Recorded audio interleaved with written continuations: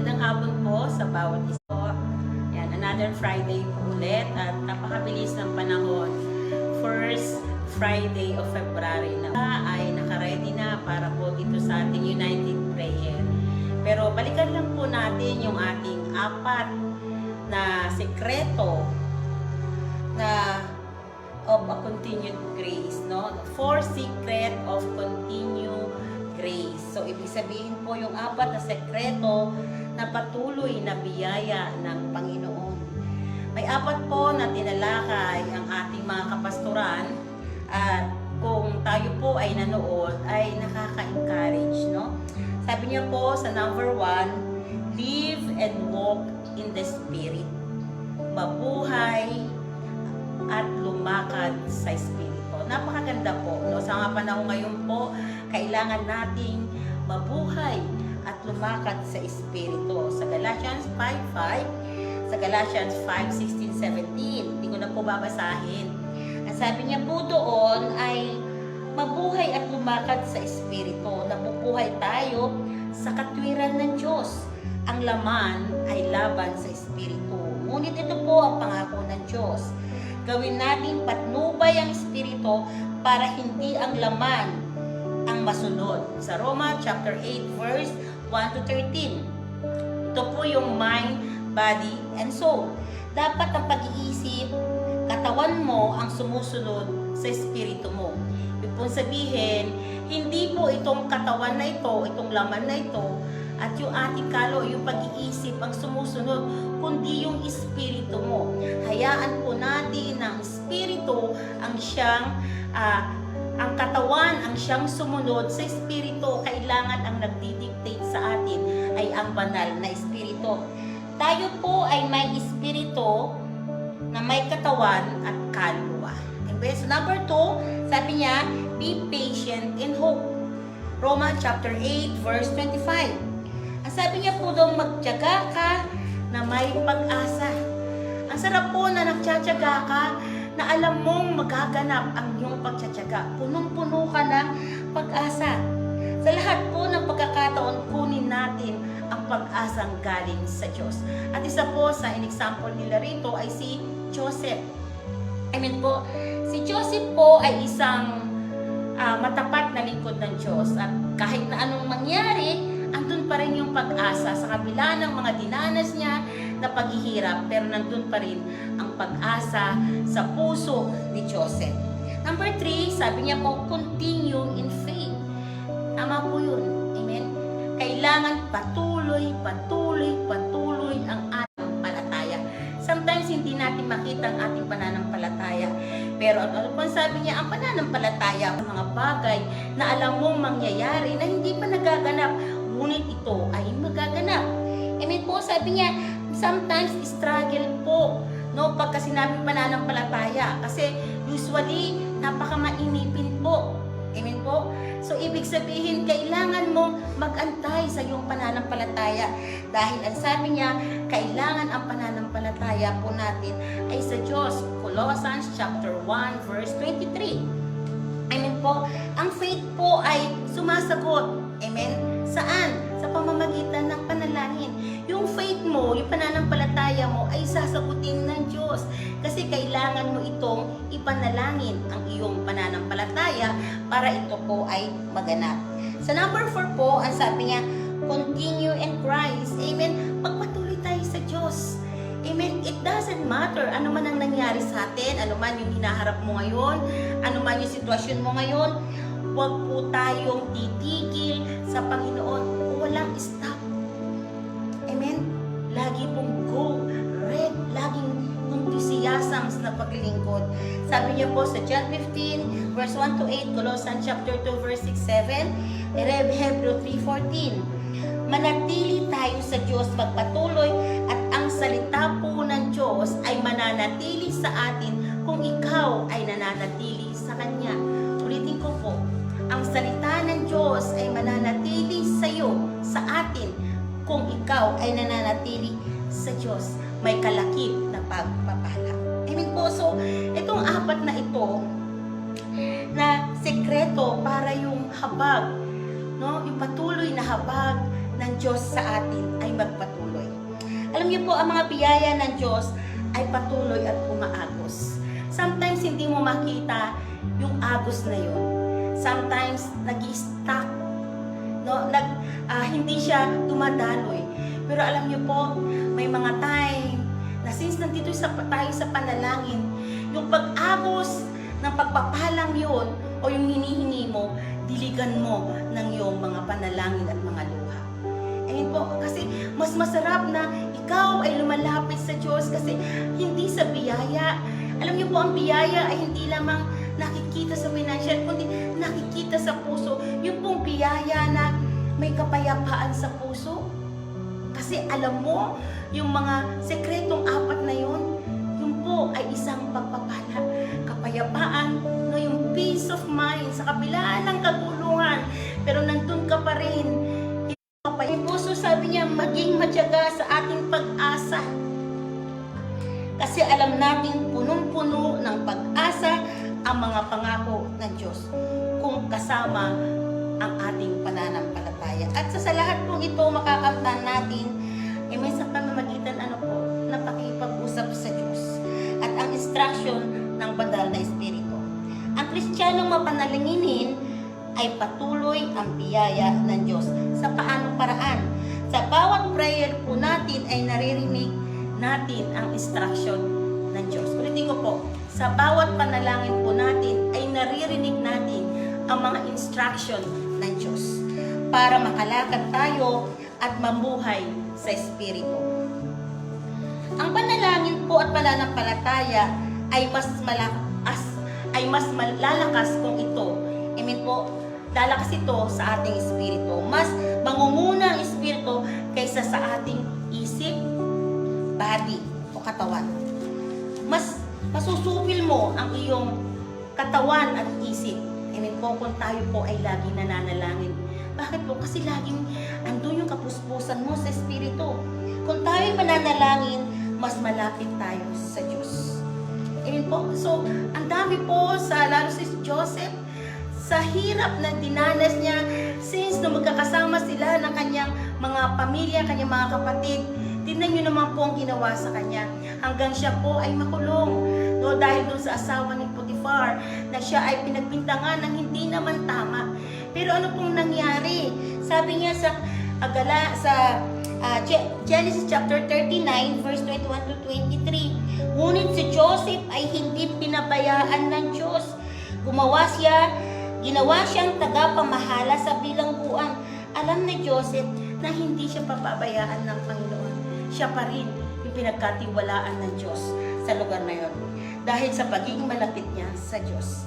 Po, sa Colossians chapter 4 verse 2, sabi niya, maging matyaga tayo sa pananalangin, laging handa at magpasalamat sa Diyos. Ang katapatan po ng pangako ng Diyos ay maririnig natin sa pamamagitan ng pananalangin. Maging matyaga lang tayo at tapat sa Panginoon sa pananalangin. Dahil tayo po ay templo ng Espiritu. Sabi niya po, following the anointing produce ng tongues. Following the anointing, produce po ito ng tongues, ng pananalangin. Ang tongues po ay isa. No, ito yung unang-una natin na gagawin para marinig mo ang instruction ng Diyos. Para yung espiritu mo ay maging malakas araw-araw. Pray constantly. Amen po? Pray without ceasing. Kapatid, huwag mong panghinawaan ang pananalangin. Bagkos, mas lalo mo itong gawin araw-araw. Amen po, kasi doon lalakas ang espiritu mo para musupil ang katawang ito. Amen po. So, maging prayerful po tayo everyday kasi ito po yung lakas ng ating espiritu para mag-manifest po sa ating mga gawa, sa ating salita at sa ating katawan. Amen po. So, yun lamang po at ito po si Pastora Ellie. Amen. Thank you, Pastora Lea. Magandang hapon o gabi po muli sa atin. At ito po, napakabilis ng araw. At tapos na naman po ang January. Pero salamat sa Panginoon dahil patuloy pa rin po tayong nagsasama-sama dito sa Rema para po manalangin. At alam niyo po ba, napakaganda ng ating napapag-aralan. Yung 4 na sikreto po, ng continued grace of God. Yes, it's continued. yung grace ng Lord sa atin, yung grasya ng Diyos sa atin. Because siya yung nag-umpisa at siya rin yung tatapos. Kaya ang kanyang grasya ay kasapatan sa bawat isa sa atin. Marami pong na-share na sa atin patungkol po sa grace at kung paano po makukuha ang grace sa ating pamumuhay. At yung nga po, lahat po ay ginagawa natin, dahil sa, ang lahat po ng ginagawa natin ay dahil sa grasya ng Diyos. Kaya nga sa Ephesians chapter 2 verse 9, sabi niya doon, hindi ito dahil sa inyong mga gawa. Kaya dapat walang ipagmalaki ang bawat isa sa atin. At sabi niya nga sa Ephesians chapter 2 verse 8, for by grace you are saved through faith, and this is not from your own selves, it is by the gift of God.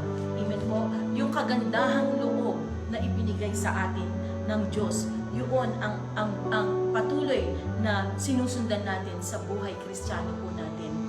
At sabi nga po niya, sa Tagalog, mas maganda basahin ko sa inyo.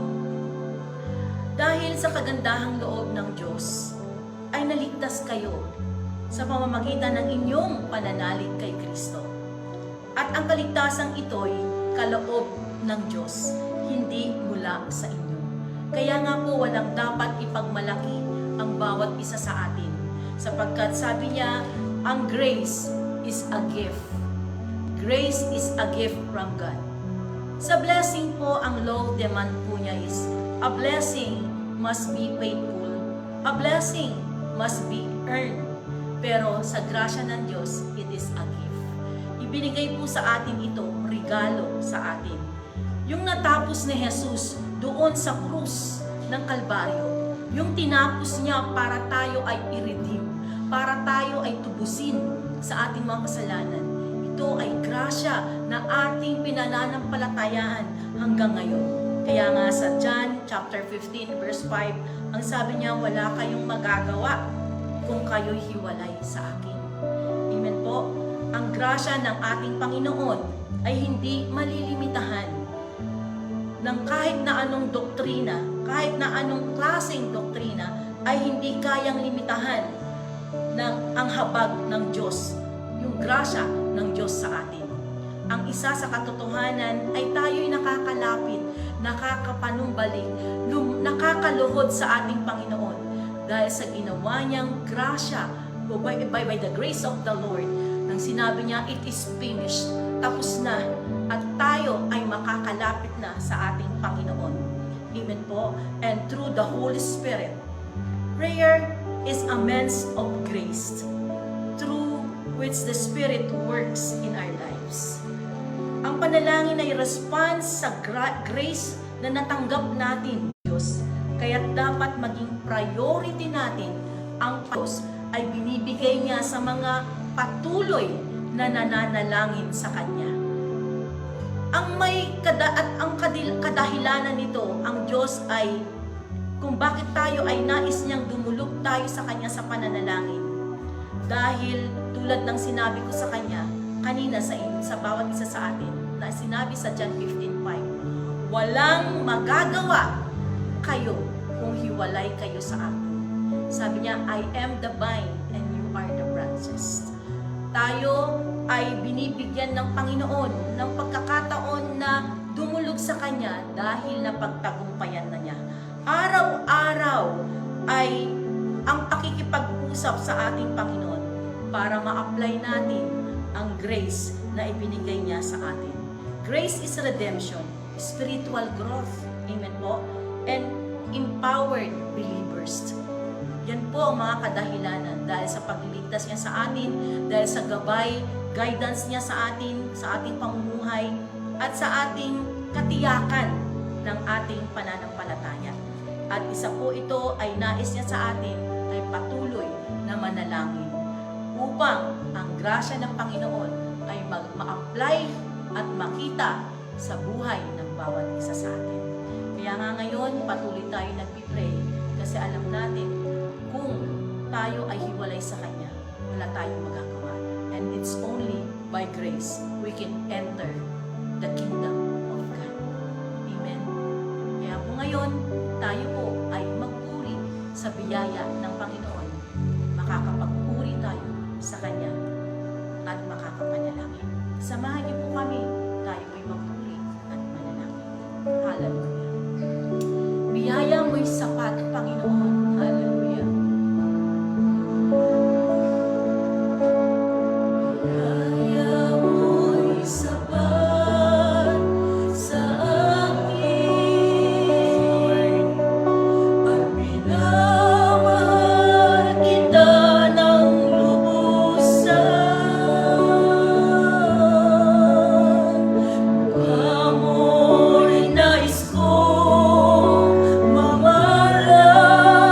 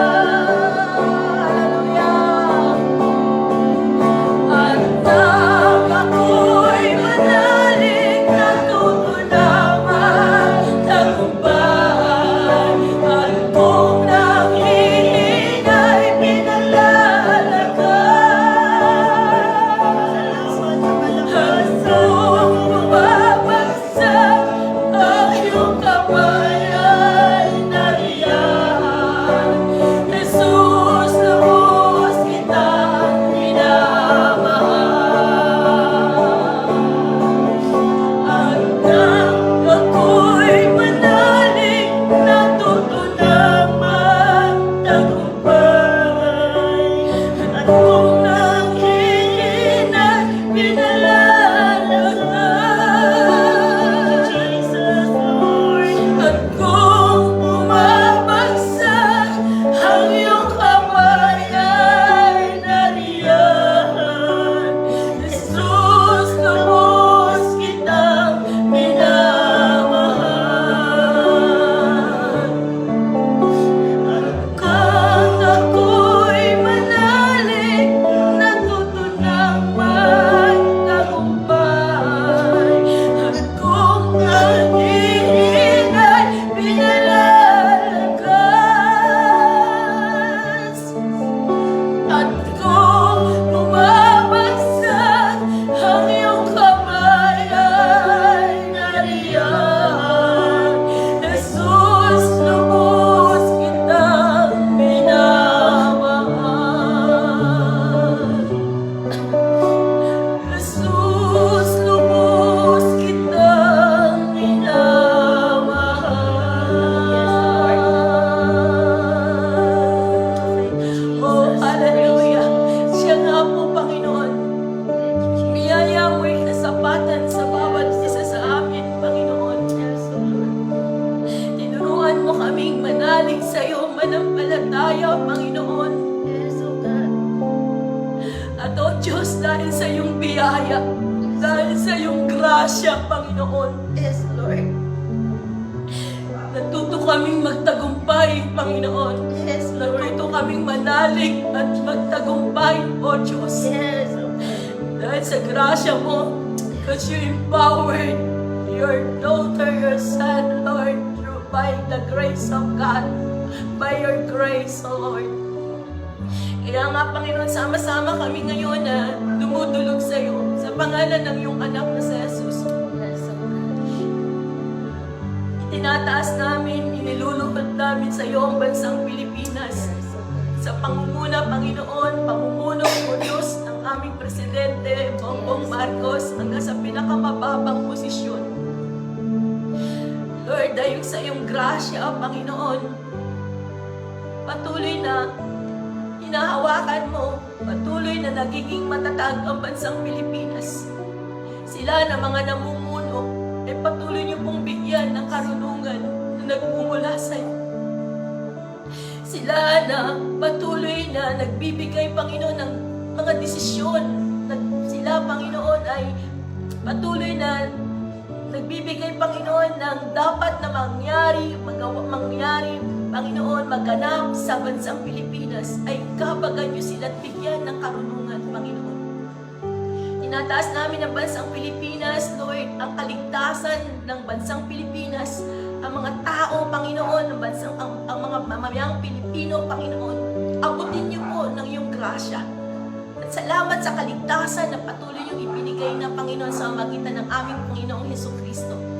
Pinawasak namin ang anumang klase ng false religion, Jesus' false name. doctrine, Sa pangalan ni Jesus. kawalan ng pananampalataya, katigasan ng puso, sa pangalan ni Jesus, sa mga mamayang Pilipino, sa bansang Pilipinas, sa pangalan ni Jesus. At patuloy namin pinakakawalan sa pangalan ni Jesus ang salvation, O Lord God, Yes. ang shame and repentance, O Lord God. Hallelujah. Panginoon, ang pagpapakumbaba, paghanap sa iyong mukha, Panginoon, na hanapin, abutin ka, Panginoon. Maraming salamat, Panginoon, sa kaligtasan na naganap na, nangyari na. At nawa, Panginoon, salamat sa mga pananampalatayang ito na makita, O Diyos, ang kabutihan mo, ang habag mo, Panginoon, sa bawat isa. At Lord, tinataas din po namin ang kalagayan ng bansang Pilipinas. O Diyos, sa mga bilihin, Panginoon, patuloy mo pong pakialaman ito. Pinawasak namin ang poverty sa pangalan ni Jesus. Pinawasak namin ang kawalan, kahirapan, kagigpitan sa bansang Pilipinas sa pangalan ni Jesus. At Lord, nagpapakawala kami ng financial growth, O Lord God. Nagpapakawala kami ng prosperity, O God, kaginhawaan, kaluwagan, Panginoon, sa mga bilihin, Panginoon, kababaan nito, Panginoon, O Diyos, lahat ng mga pangangailangan, Panginoon, ng mga mamamayang Pilipino, Panginoon. Patuloy niyo po, Panginoon, hallelujah, maisupply ito, O Diyos, sa pangalan po na iyong anak na si Jesus. Dahil, Panginoon, kami mga anak mo ay umaasa sa iyong mga salita. that you will provide, O God, according to your riches and glory by Christ Jesus, O Lord. Kaya maraming salamat po, Panginoon. Binawasak din namin, Panginoon, ang bisyo sa pangalan ng addiction, droga, sugal, panak, lahat ng mga sa pangalan ni Jesus, lahat ng mga alak sa pangalan ni Jesus. In Jesus' name, binawasak namin ang lahat ng klase ng bisyo. In Jesus' name, at nagpapakawala kami, Panginoon, kabanalan, pagsunod sa iyo, pagpapakumbaba sa iyo, Panginoon, paglapit sa iyo. At patuloy po namin binawasak din sa pangalan ni Jesus ang anumang klase ng trahedya na ginagawa mo sa tanas, sa gampalan ni Jesus, ang lindol, mga bagyo sa pangalan ni Jesus, disgrasya sa kuna, sa pangalan ni Jesus, sa bansang Pilipinas ay binawasak namin sa pangalan ni Jesus. At patuloy namin pinakakawalan ng protection mo, Panginoon. Lord, patuloy namin pinakakawalan, Panginoon, ng yung pag-iingat mo sa bansang Pilipinas, sa mga pangangailangan nito, O Diyos. Salamat po, Ama, pinagkakatiwala namin sa iyo ang bansang Pilipinas sa pangalan ni Jesus. Lord, tinataas din po namin ang mga naghahatid ng iyong mensahe sa Rema Philippines, O God. Maraming salamat po, Panginoon, sa mga katuruan, sa mga binibigay mo sa kanila, Panginoon, na revelation, O God. Salamat dahil ito'y magiging encouragement sa bawat isa sa amin. Ang dalangin ko po ay pagpalain mo sila at patuloy na ingatan din, Panginoon, ang kanilang ministeryo at kanilang pamilya, O Lord. And bless them, O God, continually, O Lord, in Jesus' name. Lord, gayon din po, Panginoon, sa mga under construction na mga simbahan namin, O Diyos. Lord, at tunay nga, O God, ikaw po ang nagbubukas at ikaw din ang nagsasara nito at ikaw din ang magbibigay, magpuprovide ng mga pangangailangan ng lahat ng mga lapusan. Yung mga simbahan na naisin mo na aming abutin, dalhin niyo po ang aming mga pangyapak doon na maabot ang mga kaluluwa sa mga simbahan na nais mo pangusan sa amin, O Diyos. Salamat din po sa mga manggagawang, Panginoon, sa pangalan ni Jesus. Tinataas din po namin, O God, ang mga, O Lord, kaibigan, mga kapatiran namin na nasa ibang bansa, O Diyos, na sila ay ambassador mo, Panginoon, dala-dala ang iyong mga salita, O God. Ingatan mo sila at pagpalain at makita si Jesus sa kanila because we are the salt and light of this world, O Lord. Gayon din ang kanilang mga iniwanan dito, O Diyos, sa Pilipinas, O God, na pamilya. Ingatan niyo rin po sila, Panginoon. Salamat po, Ama, sa pangalan ni Jesus. Gayon din po, Panigan, itinataas din po namin, Lord, ang mga may prayer requests ngayon na nakasulat sa kanilang mga papel, O Lord God, o mga sasambitin ng kanila ng mga bibig, Panginoon. Lord, sinabi mo, Father God, kung kami mananalangin, manalig kami na natanggap na namin iyo at matatanggap na namin. Kaya Lord, ngayon pa lang ay nagpapasalamat na kami sa mga prayer request na yan na sinagot mo na sa pangalan ni Jesus.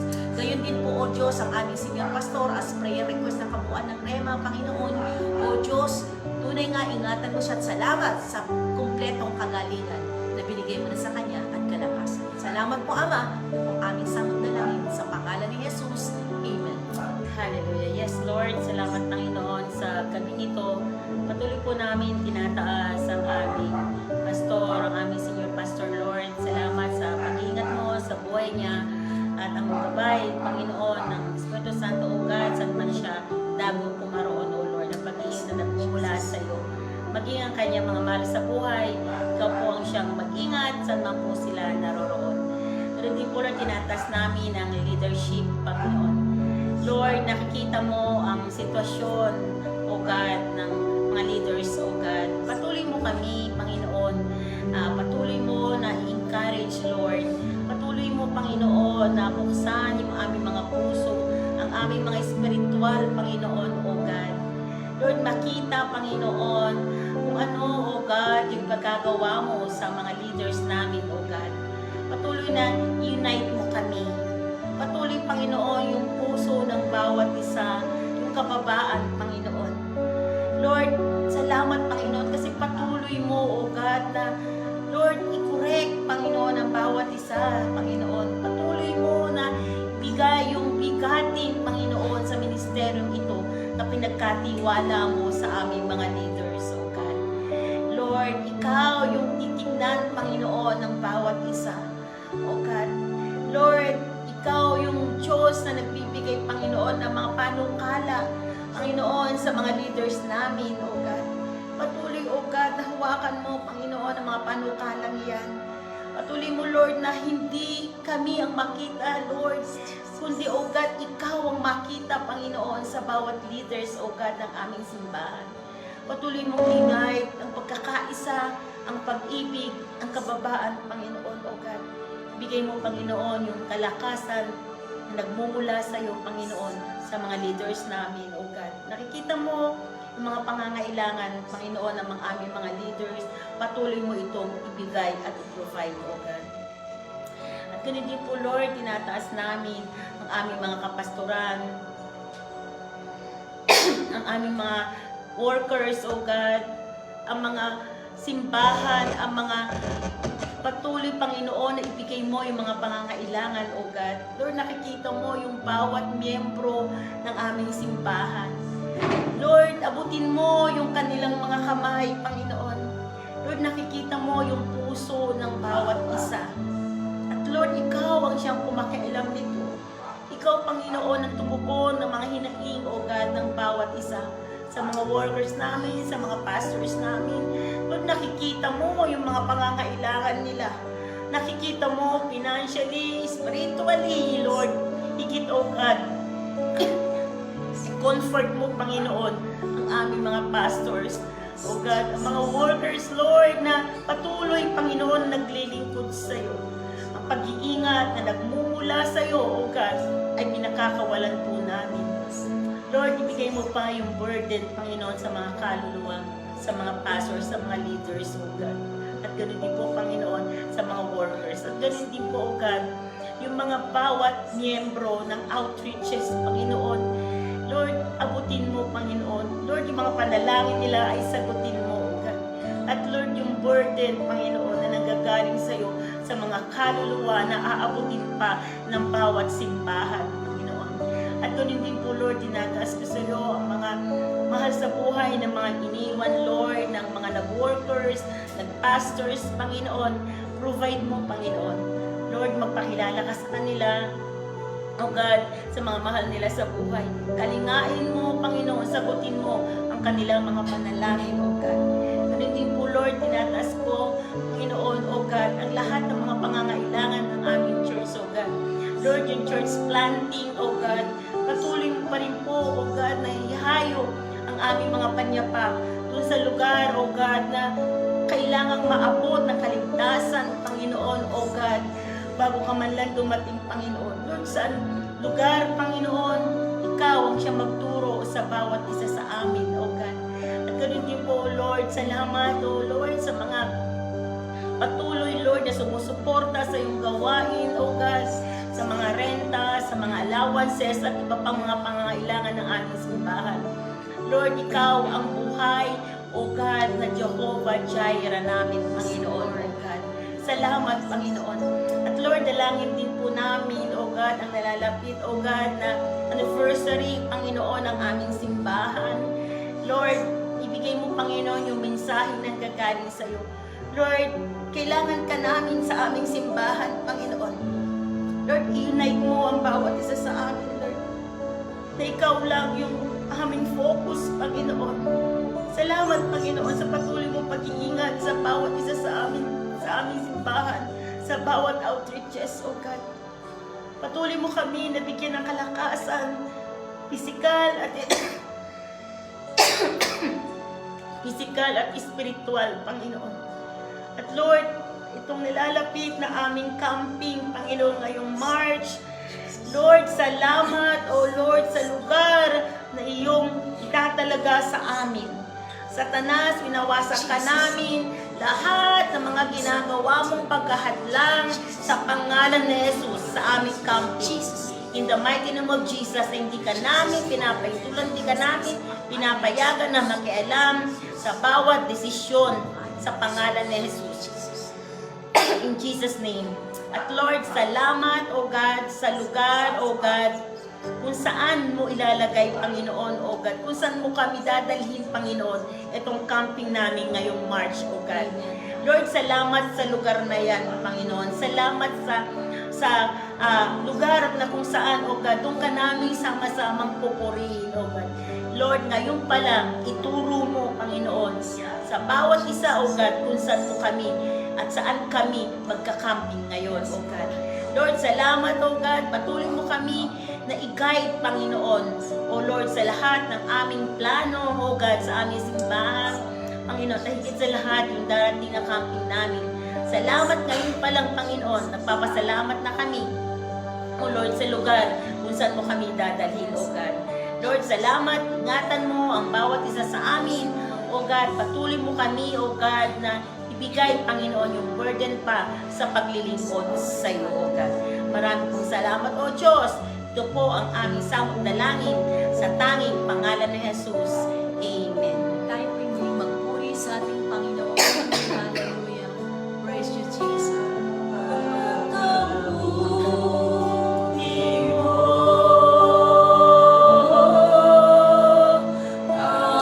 Aming Diyos Ama,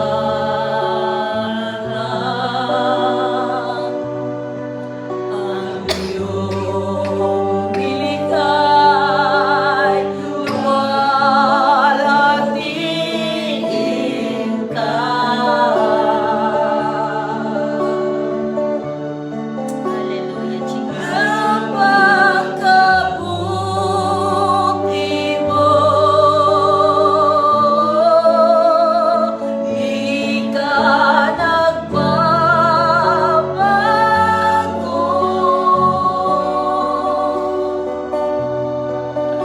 Noon, ngayon, kailanman, sa buhay ko'y sapat na pagkabuti mo. Aming Diyos Ama,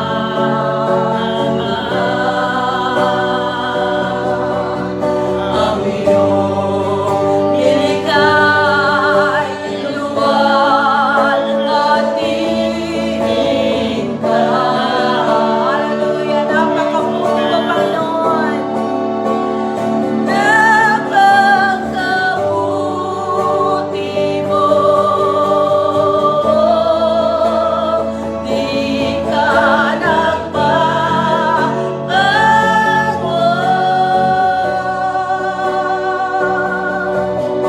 Noon, ngayon, kailanman, sa buhay ko'y sapat na pagkabuti mo. Di ka nagbabago.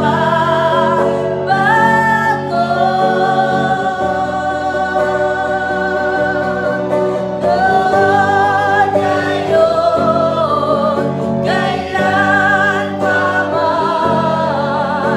sa buhay ko'y sapat na pagkabuti mo.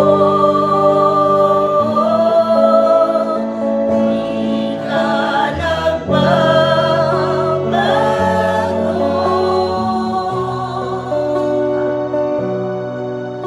Noon, ngayon, kailanman, sa buhay ko'y sapat. Noon, ngayon, kailanman, sa buhay ko'y sapat.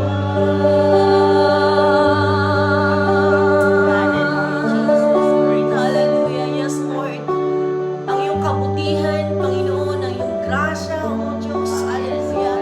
Panginoon ay hindi nagbabago noon, ngayon, at kailan pa man, Panginoon, O Diyos.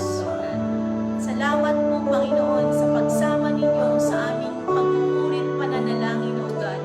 Salamat po sa bawat isa, Panginoon, na tunay nga, O God, kinatagpo nyo ang bawat isa sa amin, Panginoon. Purihin po kayo at pasalamatan, O Diyos. Maraming